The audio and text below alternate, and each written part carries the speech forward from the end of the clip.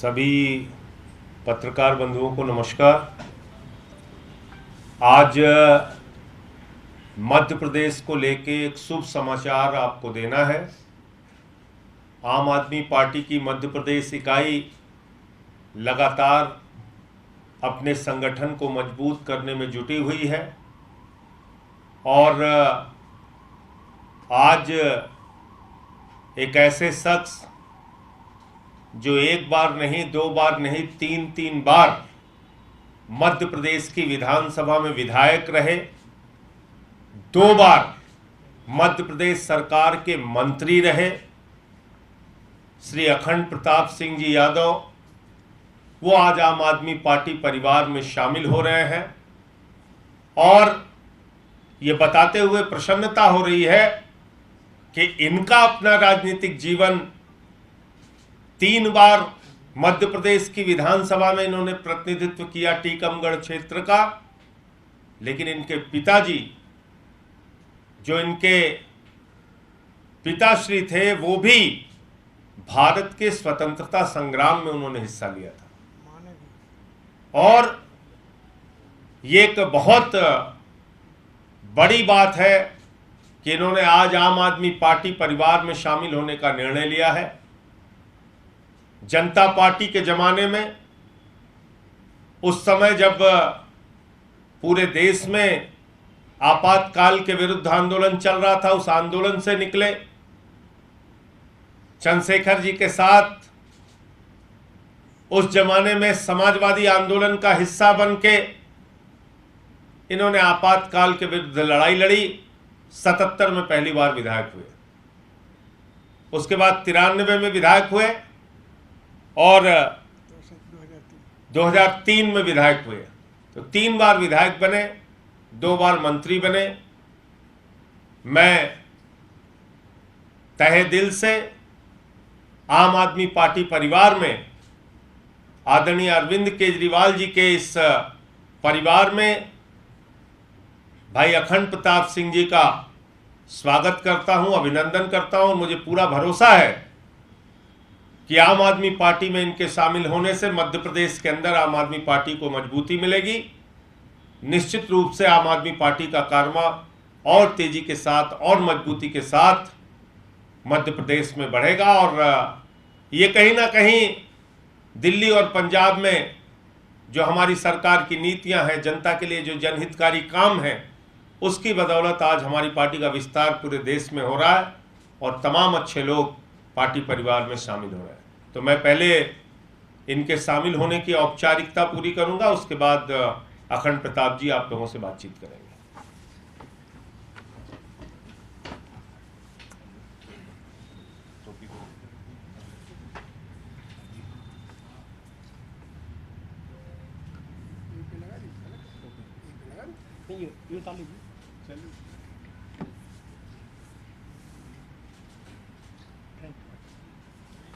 आप इधर आ जाइए।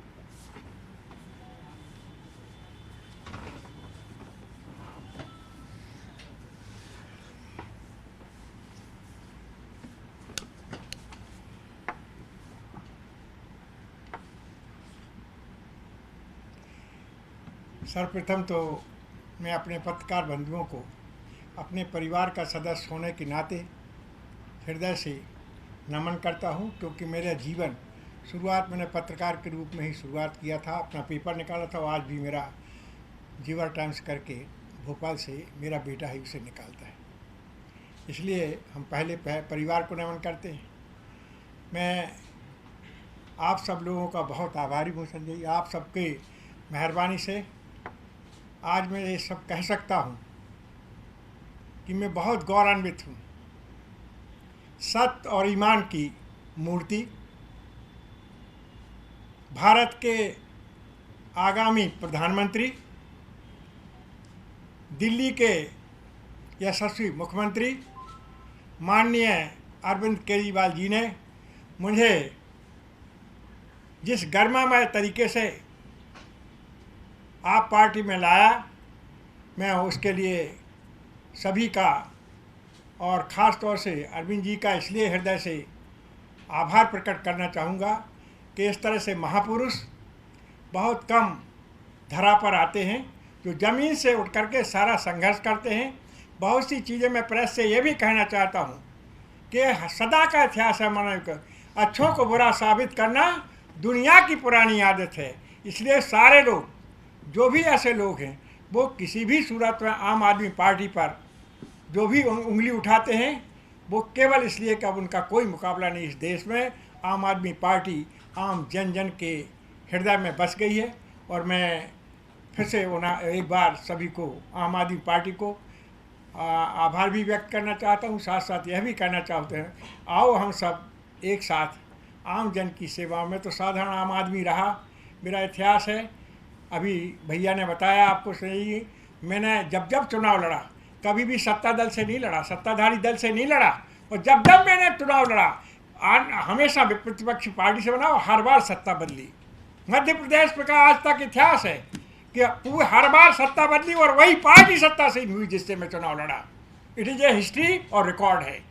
मैं ये बात भी आपसे कहना चाहता हूँ कि इस जीवन में मेरी 77 में चुन के आया, ग्राम पंचायत के पद से आया था। 50 साल में नॉट ए सिंगल प्रेस जो हमारे जीवन पर कहीं उंगली उठा सके, क्योंकि जब कोई आदमी इतना बड़ा सब सारी चीज़ें, माननीय ठाकरे साहब हमेशा हम इस समय याद करना चाहते हैं, पूर्व प्रधानमंत्री चंद्रशेखर जी को, वो हमारे राष्ट्रीय अध्यक्ष थे। मुझे ठाकरे जी को उस समय अध्यक्ष बनाया गया था और मुझे संगठन मंत्री बनाया गया था। उस जीवन से आज तक मैं लगातार और इतना ज़्यादा गौरवान्वित हूँ कि परमात्मा ने केजरीवाल जैसा सत्य और ईमान की मूर्ति इस देश को, मतलब कुशाभाऊ ठाकरे जो मतलब कुशाभाऊ ठाकरे की मैं बात कर रहा हूँ, प्रदेश के अध्यक्ष थे। मैं संगठन मंत्री था और हमारे माननीय पूर्व प्रधानमंत्री और उस समय संगठन के चंद्रशेखर जी उस समय पार्टी के वही मुखिया थे और हम सब लोग उससे निकल के आए हैं। और आज हमारा सौभाग्य है या ये कह लो कि आप सबकी कृपा है कि मैं आप सबके बीच गर्मामय तरीके से आम आदमी पार्टी का सिपाही बन रहा हूँ। मैं परमात्मा से सिर्फ यही प्रार्थना करता हूँ कि मुझे जिस तरह से आपने यहाँ लिया, आने वाले टाइम में मध्य प्रदेश एक ऐसा इतिहास रचे जिसमें आम आदमी पार्टी आए और वहीं से मध्य प्रदेश से अभी तक नियम था कि हमेशा प्रधानमंत्री जो है उत्तर प्रदेश से रास्ता जाता है, अब प्रधानमंत्री का रास्ता मध्य प्रदेश में जाएगा और आम आदमी का पार्टी वहाँ से आम आदमी आएगा और इस देश का हृदय है जो मध्य प्रदेश, उसमें निश्चित तौर से विजय हासिल होगी। ये मुझे पूर्ण विश्वास है। मैं आत्मविश्वास सभी को मैं कोई पार्टी नहीं, हम तो जब चुनाव हुआ सत्ताधारी दल जितने भी मध्य प्रदेश उनकी कैबिनेट में मैं रहा, कांग्रेस में भी रहा, बीजेपी में भी रहा और मेरे उस समय के सारी समय के जो है कोई भी पार्टी जो अभी तक यहाँ वहाँ मध्य प्रदेश में सरकार बनी, हर पार्टी में कैबिनेट में रहा मैं और हर बार वो कैबिनेट में आई। बीजेपी में था तो आपने रिजाइन कर दिया बीजेपी से? नहीं, मैं 2003 में थे बीजेपी। 2003 हाँ नहीं, मैं इस समय मैंने मतलब मैं इस समय बिल्कुल मैं किसी दल में नहीं था। मैंने पिछला चुनाव अब पूरा कॉन्फिडेंस है कि आम आदमी पार्टी आने वाली है? मैं आपसे कह देता हूँ इस देश में आने वाली है। मैं आज आप तारीख लिख लो और दिन लिख लो, मैं आपसे कह रहा हूँ मध्य प्रदेश में तो सरकार आएगी ही, लेकिन आने वाला 2024 का प्रधानमंत्री भी केजरीवाल होगा। ये आप पूरा ध्यान रख लें। पूरा देश एक तरफा माननीय केजरीवाल के मतलब नेतृत्व में इस देश को ले जाना चाहता है। मध्य प्रदेश में आप अभी कौन सा पोजीशन में काम करेगा पार्टी के लिए वहाँ पे? देखिए, मेरे कहने का ये है कि मैं तो एक साधारण आदमी रहा हूँ और आज भी मुझे पद से मतलब नहीं, मुझे अपने काम करने से पार्टी जो भी हमको आज ज्वाइनिंग हुई है, जो भी पार्टी हमसे कहेगी, जो भी हमको दायित्व देगा, जो भी कहेगी उसमें मैं काम करूँगा। मुझे पद से कोई मतलब नहीं, ना पद का कोई मैं लालची हूँ। किन मुद्दों को लेकर आम आदमी पार्टी एमपी में जाएगी चुनाव जो होने वाले? देखिए, आम आदमी पार्टी ईमान पर जाएगी। वहाँ चोर मौसरे भाइयों की जो सरकार है उनके खिलाफ सिर्फ भ्रष्टाचार, हमारा भ्रष्टाचार का यहाँ का मुद्दा है, मेरे जीवन भर का भ्रष्टाचार की लड़ाई का मुद्दा है, वो हमारा मुख्य मुद्दा रहेगा। फरेब और सबके खिलाफ जाएगी वहाँ पर जिन मुद्दों से हमने जीवन भर लड़ाई की है और माननीय केजरीवाल जी इनके साथ। ठीक है, धन्यवाद जी, थैंक यू वेरी मच।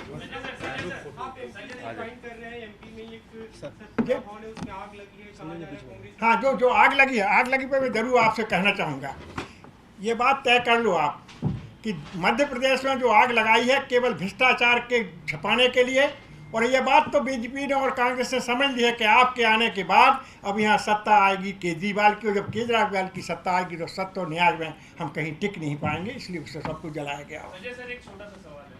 ये ट्विटर के सीईओ, फॉर्मर सीईओ ने एक स्टेटमेंट किया है और वो वायरल भी हो रहा है काफी ज्यादा, जिसमें उन्होंने कहा है कि किसान आंदोलन के टाइम पर ट्विटर को सरकार की तरफ से धमकी मिली थी कि बंद कर दिया जाएगा ट्विटर। तो इसके स्टेटमेंट पर आम आदमी पार्टी की क्या राय है? देखिए, जब ये बात हम लोग कहते हैं तो आप मानते नहीं हैं, लेकिन हकीकत यही है कि जितनी भी संस्थाएं हैं उनको दबाने का, उनको अपने हिसाब से चलाने का काम नरेंद्र मोदी की सरकार कर रही है। ट्विटर हो, फेसबुक हो, व्हाट्सएप हो, जितने भी माध्यम हैं सूचना के, उस पर ये लोग नियंत्रण चाहते हैं।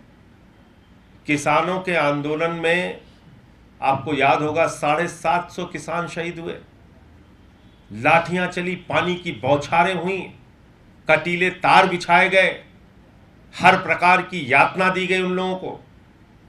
तो ये जो खुलासा है, इस पे सरकार को माफी मांगनी चाहिए। मोदी सरकार को सामने आकर बताना चाहिए कि आखिर क्या डेमोक्रेसी के अंदर अहिंसात्मक तरीके से अपनी बात कहना गुनाह है, आंदोलन करना गुनाह है, जो अधिकार हमको देश का संविधान देता है अपनी मांगों के लिए सड़क पर उतरना गुनाह है क्या? और इसके लिए अगर हम कोई सूचना का माध्यम अपनी बात पहुंचाने का इस्तेमाल कर रहे हैं, वो चाहे ट्विटर हो या फेसबुक हो, तो आप उस पर दबाव बनाएंगे, अपनी सत्ता का जोर लगाएंगे कि वो इसको दिखाने ना पाए, इनके हैंडल ब्लॉक करो, उनके हैंडल ब्लॉक करो। ये तो बहुत ही गंभीर प्रश्न उठाया है पूर्व सीईओ ने ट्विटर के, और मैं समझता हूं कि इस पे मोदी जी को सामने आके उनकी सरकार को माफ़ी मांगनी चाहिए। संजय जी, एक सवाल है। दिल्ली बीजेपी ने एक आरोप लगाया है कि बसेस और टैक्सी में पैनिक बटन लगाया जाता है, उसके लिए टैक्सी से 9,000 रुपये और बस से 22,000 रुपये लिए जाते हैं, लेकिन वो पैनिक बटन कहीं काम नहीं कर रहे और बीजेपी कह रही है कि 800 करोड़ का एक घोटाला है। देखो, ऐसा है कि एक कहावत है कि सावन के अंधे को सब कुछ हरा हरा नजर आता है। दुनिया की सबसे भ्रष्ट पार्टी भारतीय जनता पार्टी को हर काम में भ्रष्टाचार नजर आता है।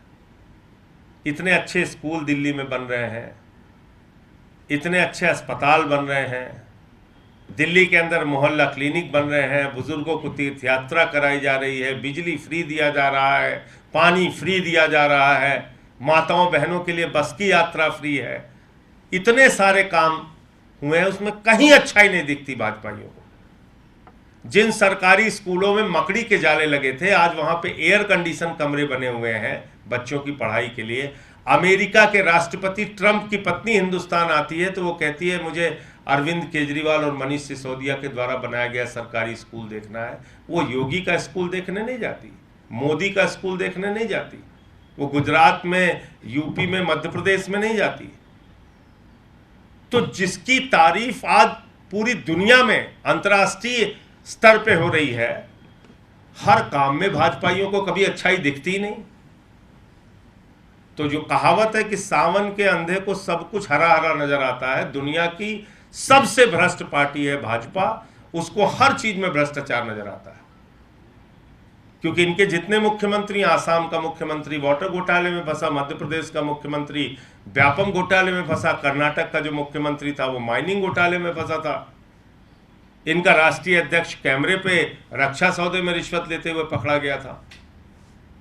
तो भाजपा, आज सोचिए, देश के प्रधानमंत्री का नाम लाखों करोड़ के घोटाले में आ रहा है अडानी के साथ, तो उनको सब चीज में भ्रष्टाचार ही नजर आएगा। दिल्ली का मामला है, रैन बसेरे में धर्मांतरण का मामला है, तो बीजेपी ने अरविंद केजरीवाल सरकार पर ही आरोप लगा दिया कि रैन बसेरे तो वही चलाते हैं, इसे सब केजरीवाल ही करा रहे हैं सारा काम। देखिए, ऐसा है कि विषयांतरण करने में भाजपा माहिर है, किसी चीज का जवाब देते नहीं। उनसे जुड़े हुए मुद्दे हों, चाहे रेल की दुर्घटना हो, चाहे किसानों के एमएसपी हो, चाहे बेरोजगारी का सवाल हो, उस मुद्दे से ध्यान हटाने के लिए नया नया मुद्दा रोज लेके आते हैं। अगर दिल्ली के अंदर एक सरकार, चुनी हुई सरकार है, उसको तो तुम चलने नहीं दे रहे हो, काला अध्यादेश लाते हो, हर काम में रोड़ा अटकाते हो और दिन रात कमी ढूंढने का काम करते हो, तो भाजपा नफरत और नकारात्मकता से भरी हुई पार्टी है। उसको कुछ भी केजरीवाल के काम में अच्छा दिखेगा ही नहीं, क्योंकि उनके मन में तो नफरत और नकारात्मकता भरी है। तो हर चीज़ में उनको कमी ढूंढना है, ढूंढने दीजिए। अच्छा, एक मिनट खड़े हो जाइए।